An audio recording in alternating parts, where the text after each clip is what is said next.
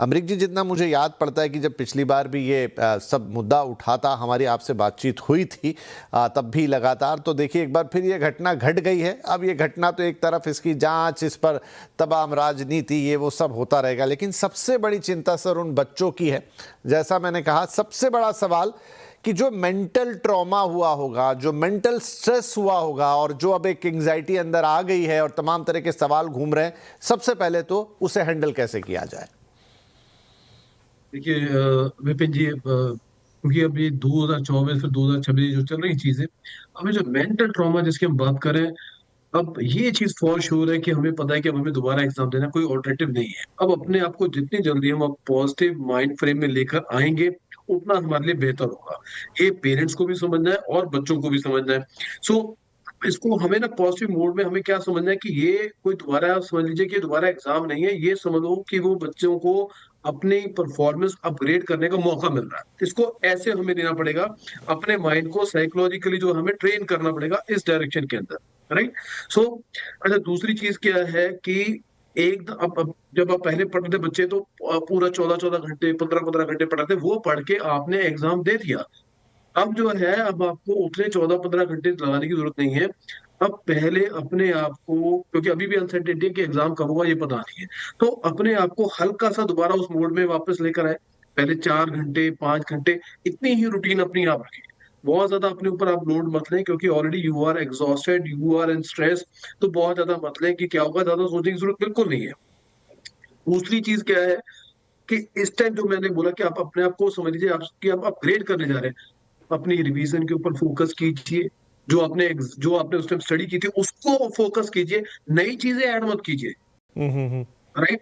Now एक plus point क्या है, अब आपने एग्जाम बड़ी रिसेंटली दिया है। अब आपको ये भी पता लग गया था, अब जब आपका स्कोर आपके हाथ में आया था कि एनटीए की आंसर शीट आने के बाद, कि अब मेरी गलतियां कहाँ पर हुई थी, मैंने किस तरह की गलतियां की थी। सो इसको इस इसको अपॉर्चुनिटी को एक अवसर समझो आप। बच्चों को समझ लीजिए कि मेरे को एक अवसर मिल गया, अब समझिए मैं दोबारा जा रहा हूँ, पहले से बेहतर करके आऊँ। जो आपने जी। याद किया है, अभी 10-12 15 दिन में आप भूलेंगे नहीं। बस अपने आप को जो स्ट्रेस लेवल है इसको कम करके दोबारा जाइए, रिवीजन कीजिए, जहां पर जो कमियां हैं, जहां पर आपने करेक्ट गलतियां की थी उनको आप इंप्रूव कीजिए। इसके साथ जो आपके वीक चैप्टर से, जहां पर हम्म। कंसिस्टेंटली आपकी गलतियां आ रही थी, उसको थोड़ा इंप्रूव कर लीजिए। क्वेश्चन की प्रैक्टिस करने का आपको समझिए 1 महीने का मौका और मिल जाएगा। इसको करेंगे तो उसके बाद मुझे लगता है कि आप पहले से बेहतर परफॉर्म कर पाएंगे। तो इसको, यहाँ पर इस अपॉर्चुनिटी में, इस मुश्किल की घड़ी को भी आप एक अवसर समझ के पॉजिटिव फ्रेम ऑफ माइंड से इनको इनकैश जी, कीजिए। बहुत अच्छा सुझाव है कि अब जो हुआ सो तो हुआ, लेकिन पॉजिटिव अप्रोच रखी जाए, माना जाए कि मुझे और बेहतर करने का मौका मिल रहा है। अगर मेरा एक सवाल भी गलत हुआ था पिछली बार, तो वो भी सुधार लेने का मौका मुझे यहाँ पे मिल रहा है, शायद और बेहतर तरीके से रिवाइज कर पाऊंगा। शुभ्रा, लेकिन sometime it's easier said than done वाली बात होती है कि ये बात बिल्कुल सही है, क्योंकि इसके अलावा हमारे पास कोई चारा नहीं है। और ये वो तरीके हैं जो सर बता रहे हैं कि आपने क्या है भाई, जो कई बार बच्चों के चैप्टर छूट जाते हैं, कई बार आपको लगता है इस पे अच्छी प्रिपरेशन मेरी नहीं हो पाई। तो अभी सर ने भी एक आइडिया दिया, लेकिन और थोड़ा इसे मैं प्रिसाइज फाइन जाना चाहता हूं कि फॉर एग्जाम्पल 20 चैप्टर है, उसमें से 18 पे आपका बहुत अच्छा कमांड है। उन्हीं 18 को आप दोबारा रिफोकस करें, या दो जो छूटे पड़े थे आपने कहा था, और सबके अपने कैलकुलेशन होते हैं कि भाई इसमें से इतने मार्क्स का आने वाला है, उसमें से उतने मार्क्स का आने वाला है इसको, क्योंकि कोर्स बहुत बड़े बड़े हैं। तो बेटर है कि आप जो बचा हुआ है उसको भी प्रिपेयर कर लें, या फिर जो आपका अच्छा है उसी पे ही फोकस लगाएं। बहुतों के मन में ये भी सवाल होता है। Vipin ji, actually this is a very nice question, और अमरीक सर ने काफी इसको बहुत अच्छे से आंसर किया है कि हमको इसको अपॉर्चुनिटी की तरह स्टूडेंट्स को देखना पड़ेगा। एंड मेरा विश्वास ये है कि उनको अभी तक अपनी स्ट्रेंथ्स और वीकनेसेस पता चल गई होंगी। तो I think rather than focusing on new syllabus and trying to learn new things इस दौरान, मुझे लगता है जो उनके वीक पॉइंट्स हैं उन्हीं को उनको ऑडिट करके उसको स्ट्रॉन्ग करना चाहिए। क्योंकि नई चीजें पढ़ने में अगेन द सेम प्रेशर। क्योंकि देखिए विपिन जी, मुझे ऐसा लग रहा है कि अभी जो एग्जाम होगा इसमें जो साइकोलॉजिकल स्टेबल स्टूडेंट्स हैं उनको एडवांटेज मिलेगा। तो स्टूडेंट्स को अपने मेंटल कंपोजर पे ध्यान रखने का, बहुत काम करने का बहुत ज्यादा जरूरत है। और अगर वो एडेड प्रेशर लेंगे नई चीजों को सीखने का, नई चीजों को पढ़ने का, तो हो सकता है उनका कॉन्फिडेंस शेक करने लग जाए। What if I don't do this, इसमें से आंसर आ गया, मेरा पेपर खराब हो गया, what if I am not able to score well. तो मुझे ऐसा लगता है कि अब ऑडिट करने का टाइम नहीं है। अपने स्ट्रेंथ्स और वीकनेसेस सारे स्टूडेंट्स को पता होते हैं इस टाइम तक, एग्जाम दे चुके हैं वो एक बार।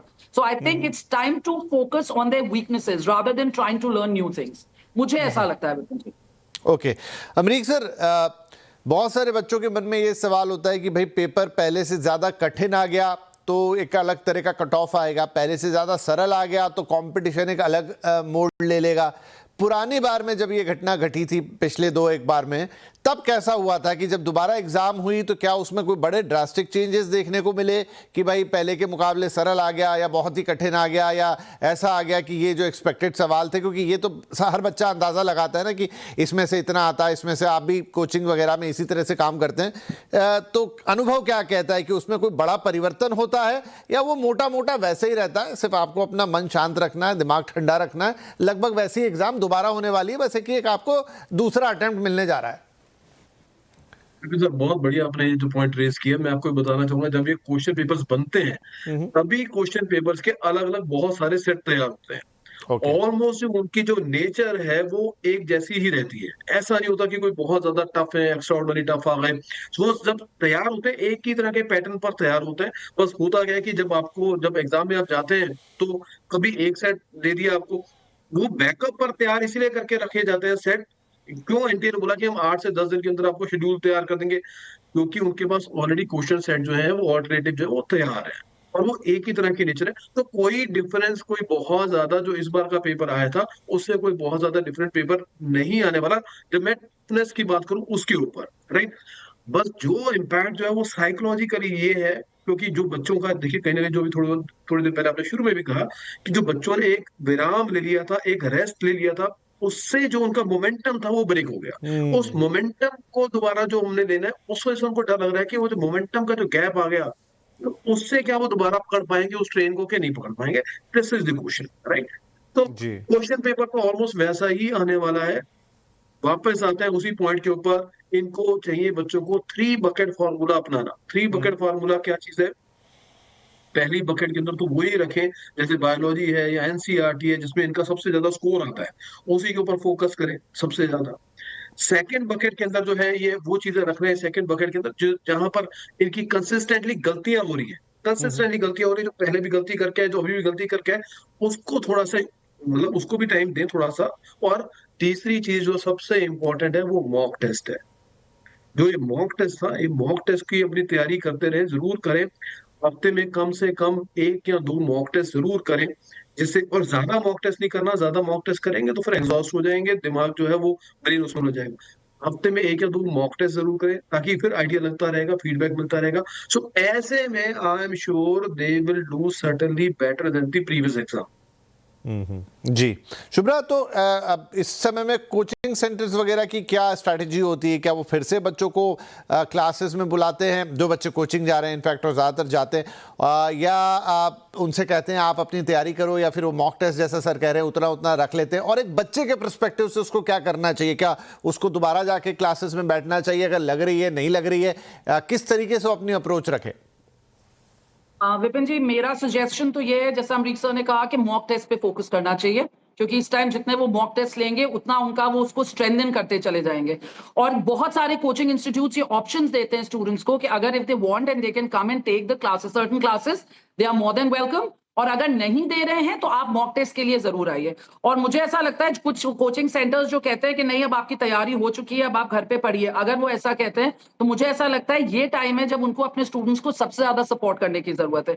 ये ऑप्शन स्टूडेंट्स को उन्हें देना चाहिए कि अगर आप चाहते हैं तो आप आके अपनी क्लासेस, आप अपना रिविजन हमारे साथ कर सकते हैं, and if you want we are ready with the mock test. आप जितने मॉक टेस्ट चाहें आप हमारे साथ ले सकते हैं, क्योंकि इस पीरियड को उनको पूरी तरह से एक अपॉर्चुनिटी की तरह यूज करना है, जिसमें वो अपनी जो उन्होंने ऑलरेडी जो दे चुके हैं। और एक चीज विपिन जी मैं और कहना चाहूंगी स्टूडेंट्स से, कि उनको ये जो सोशल मीडिया स्पेकुलेशंस हैं इनसे थोड़ा दूर रहना की बहुत ज्यादा जरूरत है। ये जो उल्टे सीधे स्पेकुलेशंस, डेट्स नहीं, री एग्जाम नहीं होगा, I think they need to stay away from all this and concentrate on, because exam तो अब देना है, वो तो देना ही पड़ेगा। तो आई थिंक ये जो स्पेकुलेशंस हैं इससे अगर वो थोड़ा दूर रहेंगे तो उनके ऊपर प्रेशर भी थोड़ा कम होगा, and I think they will be able to concentrate more on their preparation. rather right than और pay- हम भी स्टूडेंट से यही कहेंगे कि आपको खबरें जाननी है, आपको अपडेट पता करना है, तो उसके लिए आप जो कन्वेंशनल मीडिया है, कोई न्यूज़पेपर है प्रॉपर, कोई न्यूज़ चैनल है प्रॉपर, वहाँ से लीजिए रादर देन सोशल मीडिया। सिर्फ मतलब वहाँ पर 10% 20% चीज़ें सही आती हैं, नहीं आती हैं, लेकिन अदरवाइज वो पर्सनल ओपिनियन से भरा रहता है, वायरल कंटेंट से भरा रहता है, जिसमें अकाउंटेबिलिटी नहीं है, जिसमें कोई ट्रुथ नहीं होता। मैनी ए टाइम बहुत फेक न्यूज़ होती है। तो सही कह रही है मैम, सोशल मीडिया से ये अपडेट्स मत लीजिए अननेसेसरी, बहुत प्रेशर में आप चले जाएंगे और बेवजह की चीज़ों से भर जाएंगे, तो वो थोड़ा अवॉइड कीजिएगा।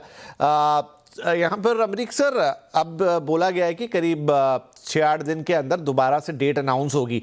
पिछला जो तजुर्बा है या अभी जो एक अंदाज़ा है, तो कितनी दिन में ये एग्ज़ाम दोबारा हो जाएगी? विद इन अ मंथ या और थोड़ा ज़्यादा समय लगेगा? कब तक हो सकती है? देखिए, इसमें विपिन जी वापस आते हैं, 4 पॉइंट है जिसके ऊपर जो एनटीए भी जो डिपेंडेंट है थर्ड पार्टी के ऊपर। फॉर एग्जांपल, पेपर प्रिंट होना है, जितनी क्वांटिटी में पेपर प्रिंट होना है, दैट विल टेक टाइम। उसके बाद वो पेपर आपको प्रिंट होके उसकी प्लानिंग ये करनी है कि वो कहाँ-कहाँ पर इस बार कितने सेंटर्स में होगा, किस तरह होगा, तो ये सारी चीज़ें भी प्लानिंग करनी है। अब हमें एक ध्यान और रखना है कि अब जो है स्कूल जो है वो आफ्टर जो है अभी खुले हुए हैं इस टाइम। सो वो सारी प्लानिंग को दोबारा फिर से करना ये आसान काम नहीं है। तो at least it is going to take 1 months time, आराम से इसमें 1 महीना का टाइम लगेगा। तो आप मान के चलिए कि मोटा-मोटा इन बच्चों को जून के एंड तक ये एग्ज़ाम कंडक्ट हो पाएगा। उससे पहले एग्ज़ाम कंडक्ट हो पाना पॉसिबल नहीं लग रहा। सो शेड्यूल जो है इनका अभी आ सकता है मई में 8-10 दिन में, जैसा कल डीजी साहब ने भी कहा था एनटीए में। तो वो हो सकता है स्केड्यूल 10 दिन में आ जाए। एग्ज़ाम लेकिन जून तक से पहले नहीं हो पाएगा। और फिर ऑफ कोर्स बिकॉज़ एग्ज़ाम जून में होगा तो उसके बाद उसका रिजल्ट डिले होगा। काउंसलिंग आगे फर्दर डिले हो जाएगी। जो बच्चे खास तौर पे जो एनआरआईज़ हैं, जिनके डॉक्यूमेंट्स वेरिफिकेशन होते हैं, जो बच्चों को आके यहाँ पर पेरेंट्स को करवाने पड़ते हैं, वो भी आगे फर्दर प्रोसेस डिले हो जाएगा। सो ऐसे करते-करते प्रोसेस जब डिले हुआ तो मुझे लगता है कि इस बार जो काउंसलिंग है, वो नवंबर-दिसंबर तक जा सकती है इस बार, जो कि हमेशा पहले अगस्त तक खत्म हो जाती थी। सितंबर में खत्म होती थी और 1 अक्टूबर को क्लासेस शुरू हो जाती थी। इस बार वो बैच पूरा का पूरा डिले हो जाएगा और दिसंबर से पहले वो स्टार्ट नहीं हो पाएगा। तो मोटी मोटी बात जो सर बता रहे हैं वो ये कि आप मान के चलिए तमाम स्टूडेंट्स, पेरेंट्स, कि जून एंड तक ये परीक्षा दोबारा इसकी कोई डेट आ सकती है, मतलब जून एंड के आसपास वो एग्ज़ाम होगी। और जो काउंसलिंग की प्रोसेस है वो अब ईयर एंड के मतलब नवंबर दिसंबर सर कह रहे हैं कि वहाँ तक जा सकती है, या अक्टूबर पकड़ लीजिए। और पहले जो अगस्त सितंबर में ख़त्म हो जाती थी वो थोड़ा 1-2 महीने वहाँ से और आगे तक जाएगी। तो इसके लिए आपको मेंटली प्रिपेयर रहना है कि ये मोटा मोटा टाइम टेबल इस साल का हो सकता है। शुभ्रा मैम, एक चीज़ है जो पेरेंट्स के मन में ज़्यादा घर करी हुई है, और वो ये है कि यार अगली बार भी एग्ज़ाम होगा, क्या पता ये तो चीज़ खुल गई लेकिन कहीं कोई पेपर लीक हो रहा होगा, मेरा बच्चा इतनी पढ़ाई कर रहा है, सब कुछ कर रहा है, लेकिन बाहर तो पेपर बिक रहे हैं, 90 में से 90 सवाल मैच हो रहे हैं, केमिस्ट्री के मोस्ट ऑफ द सवाल मैच हो रहे हैं, तो वो आ ही जाता है। मतलब किसी के भी मन में वो बात आ जाएगी, तो हम फिजूल इतनी मेहनत कर रहे हैं, इतना पैसा, उन पेरेंट्स को कैसे समझाया जाए, क्या बताया जाए उनको? मुझे ऐसा लगता है विपिन जी, पेरेंट्स को ऑफ कोर्स, क्योंकि देखिए सिर्फ बच्चे, जब एक पेपर मुझे लगता है स्टूडेंट डिसाइड करता है ऐसे बड़े बड़े एग्जाम्स देने के में, तो उससे ज्यादा उसके पेरेंट्स के एस्पिरेशंस उससे जुड़े होते हैं। बहुत सारी उनकी ड्रीम्स, पूरी फैमिली, उनका सब कुछ, उनका पूरा routine, it centres around their own child जो तैयारी कर रहा होता है। तो ऑफ कोर्स पेरेंट्स के लिए भी ये बहुत प्रेशर का टाइम होता है। और जैसा कि आपने कहा, कंपैरिजन, उनको ऑथेंटिसिटी, क्रेडिबिलिटी पे डाउट होने लगता है। लेकिन मुझे लगता है कि पेरेंट्स को भी ये सोचना चाहिए कि क्रेडिबिलिटी पे भले ही एक बार को क्वेश्चन मार्क लग रहा है, लेकिन उनको अपने बच्चे की कैपेबिलिटी और उसके पोटेंशियल को जरा सा भी डाउट नहीं करना चाहिए। और ये पेरेंट्स ही सबसे ज्यादा रीअश्योरेंस दे सकते हैं अपने बच्चों को, क्योंकि ऐसे में बच्चे अपने आप को आइसोलेट ना करें, अपने मेंटोर से बात करें और अपने पेरेंट्स से बात करें, क्योंकि इससे ज्यादा सपोर्ट उन्हें और कोई नहीं दे सकता है। तो अगर पेरेंट्स ही बहुत ज्यादा प्रेशर में आ जाएंगे, कभी कभी होता है नेगेटिव, वी आर ह्यूमंस, ये हो जाता है कि अब कैसे होगा, कंपैरिजन जैसे कि आपने कहा। पर आई थिंक पेरेंट्स को भी अपने आप को रीअश्योर करने की जरूरत है, और जब वो ये कर पाएंगे तभी वो अपने बच्चों को भी मेंटली कंपोज रखने में हेल्प कर पाएंगे। नहीं, बहुत सुंदर जवाब है आपका कि